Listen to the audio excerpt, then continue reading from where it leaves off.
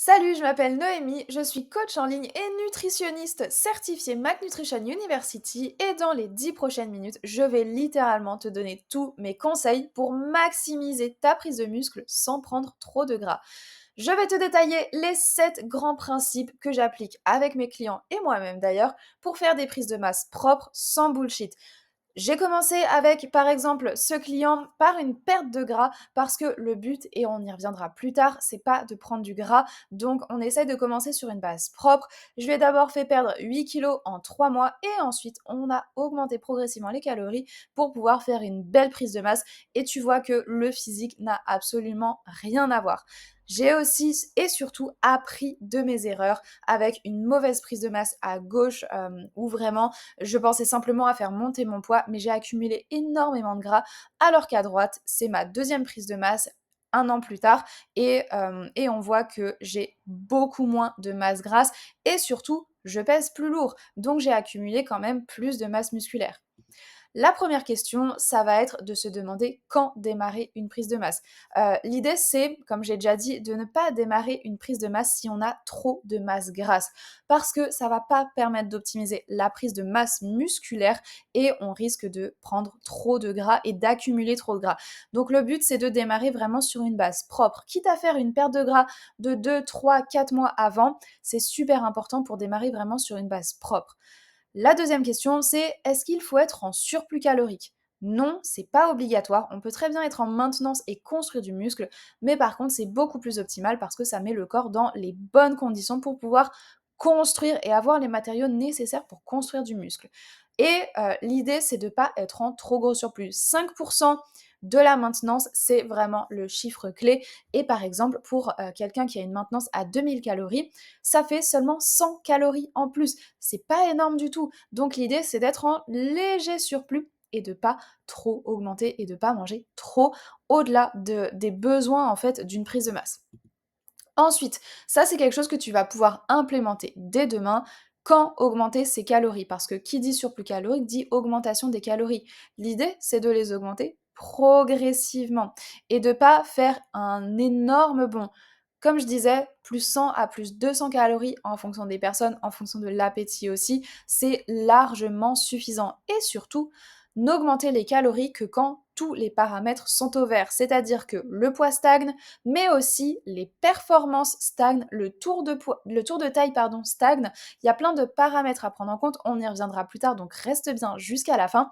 C'est super important de ne pas augmenter simplement si le poids stagne, parce que tu peux très bien avoir le poids qui stagne, mais par contre d'autres paramètres qui continuent d'évoluer, et le but, encore une fois, c'est de ne pas accumuler trop de gras et donc de ne pas augmenter inutilement les calories.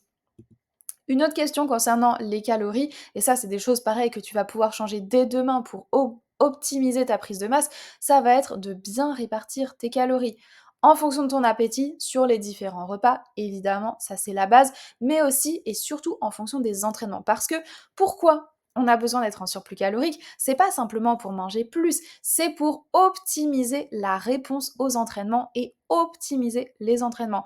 Donc, mais si tu en as la possibilité, un maximum de calories et de glucides autour de tes entraînements. Avant pour avoir de l'énergie et après pour optimiser la récupération. Pareil, avoir toujours un apport en protéines constant. L'idée, c'est pas de se faire un énorme repas avec plein de protéines et ensuite plus rien. En soi, c'est pas mauvais, mais par contre, ce sera pas optimisé. Donc si tu peux avoir un apport régulier en protéines, ça te permettra d'optimiser encore une fois ta prise de masse.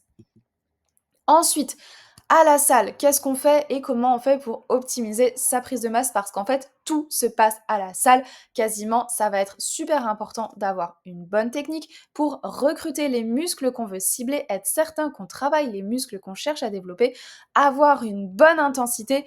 Si tu es en surplus calorique mais que tu t'entraînes pas suffisamment dur, c'est pas la peine.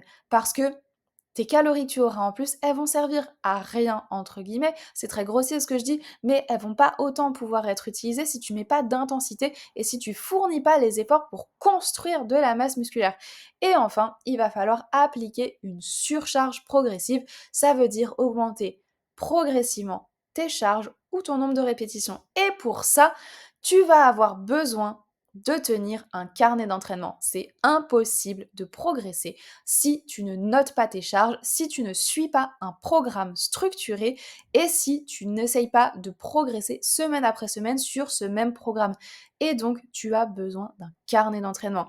D'ailleurs, si tu es intéressé par un programme et un carnet d'entraînement, le lien est en description, on peut en discuter. Ensuite, ça va être super important de conserver quand même une activité physique.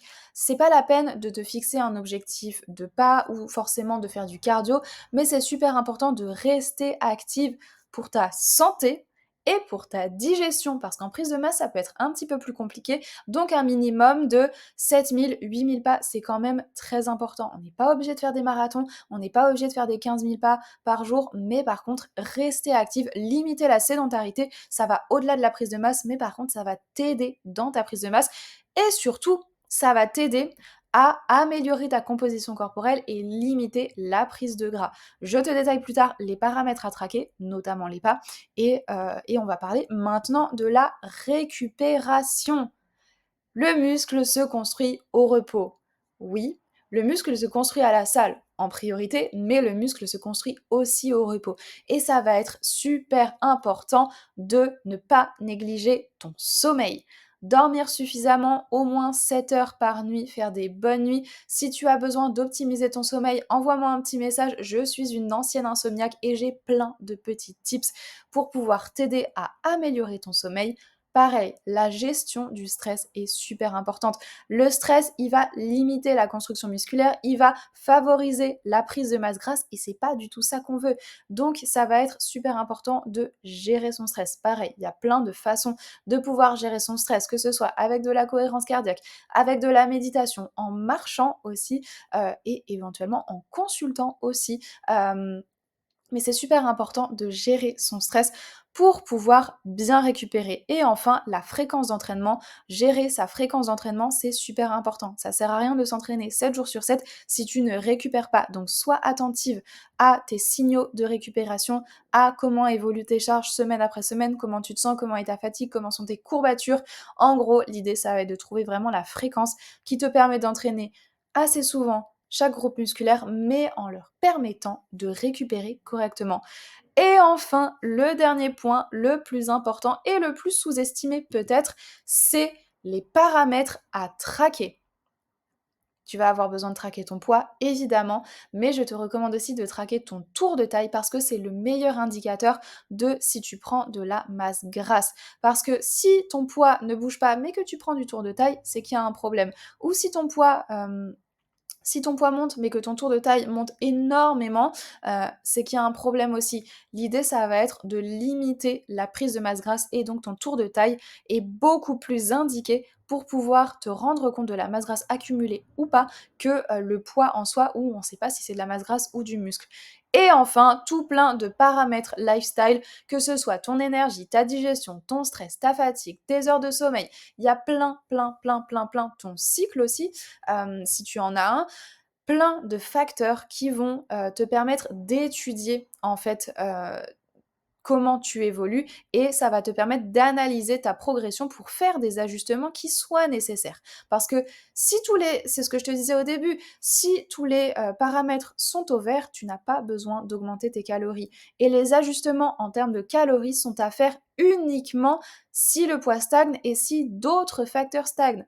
Si ton carnet d'entraînement stagne, si la digestion est pas bonne, si la récupération n'est pas bonne, ça c'est des choses qui vont te donner des indications pour pouvoir optimiser ta prise de masse et surtout ne pas trop prendre de gras. La prise de gras, c'est quand même nécessaire, mais par contre, on peut tout faire pour essayer de la limiter en se basant pas uniquement sur le poids, en se basant aussi sur plein d'éléments annexes que tu retrouveras dans un tracker. Encore une fois, si ça t'intéresse, le lien est en description pour bénéficier de ce genre de tracker et ce genre de suivi surtout. Donc voilà, en gros, il te faut une diète qui soit adaptée à toi, en surplus calorique, des entraînements qui soient bien faits avec de bonnes exécutions et surtout de l'intensité et une surcharge progressive et ne pas négliger tous les aspects qui sont hors diète et training. le sommeil, le stress, la récupération. Et enfin, il va falloir que tu recenses tout ça, tous ces paramètres dans un tracker pour pouvoir analyser ta progression et prendre des décisions pertinentes. C'est exactement ce que j'ai fait et ce que j'ai changé lors de ma seconde prise de masse. Donc, j'ai d'abord fait une sèche pour pouvoir évacuer la masse grasse que j'avais accumulée lors de ma première prise de masse, donc sur les photos à gauche. Et ensuite, après cette sèche-là, j'ai fait une deuxième prise de masse beaucoup plus propre. Et donc, faire une prise de masse, accumuler du gras, c'est nécessaire pour ensuite faire une sèche qui soit vraiment qualitative. Et si toi aussi tu as besoin d'être guidé, je peux t'aider avec un appel gratuit. Ça t'engage à rien et on pourra discuter de tes problématiques, de ce qui bloque peut-être dans ta prise de masse et de ce que tu pourrais faire pour améliorer ta composition corporelle et ta prise de masse. Clique sur le lien en description pour qu'on discute ensemble. Tu te retrouveras sur un lien Calendly. Tu auras juste à sélectionner la date que tu souhaites remplir tes informations. Tu auras une petite confirmation et surtout garde bien le mail de confirmation de Calendly où tu auras le lien de la visio pour qu'on puisse discuter ensemble de tes objectifs. Je te remercie pour ton attention et je reste disponible évidemment si tu as des questions.